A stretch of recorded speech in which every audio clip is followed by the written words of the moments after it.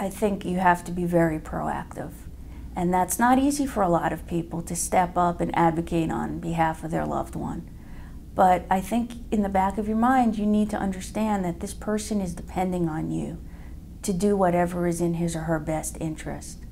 And if you're not normally a proactive or aggressive person, it's really a skill that needs to be acquired. Misunderstandings can occur. Problems with medication or treatment can occur. So it's very, very important for the caregiver to be a point person when it comes to communicating with physicians, with social workers, with outside resources, with members of the care team. Well, if your loved one is ever hospitalized, the caregiver needs to be there, because the people who are treating this person may not understand that they have dementia, or the person may be frightened because they're alone or they're in a different environment. They may act more confused, or they may not be able to express what medications they're on. So it's very important for caregivers to step up and insist that a professional speak with them. Insist that the dealings be done with you in the room. And make sure that everybody on the care team is aware of what's going on, what medications are being prescribed, and what, importantly, the needs of the person are. Because first and foremost, that's what's important.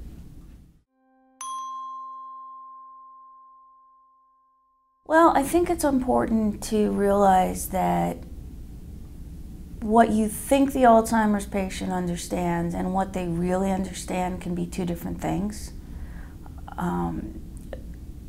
I don't know that you can ask questions and expect an answer that's relatable when the disease gets to a certain point.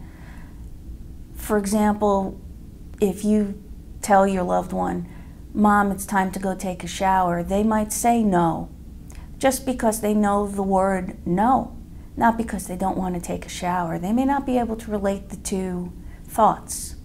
So that's where somebody like a dementia coach or a social worker or one of the people in the support groups might be able to come and give you a piece of advice on how to handle that. It can be extremely frustrating for a caregiver because you're asking a question, you get an answer, but the two instances may not actually relate to one another in the person's mind.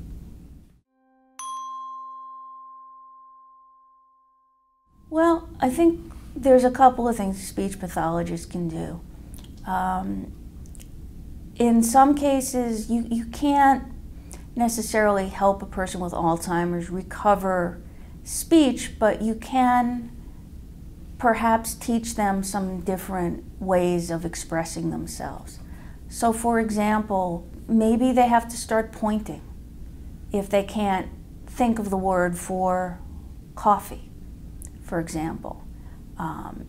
Maybe you need to develop some picture cards so that you have a bottle of water, and they can visualize the bottle of water and hold that up if they're thirsty, because perhaps they don't recognize the word or can remember the word for thirsty. The other thing speech pathologists can do is help the caregiver simplify communications. And that could be something as simple as giving them a choice of two things rather than a general open-ended question. Or give them a choice of, do you want to watch TV or listen to music? So I think speech pathologists have a strong role to play, but it's a different role than they might play perhaps with a stroke patient or somebody with a speech impediment where they're trying to achieve other outcomes.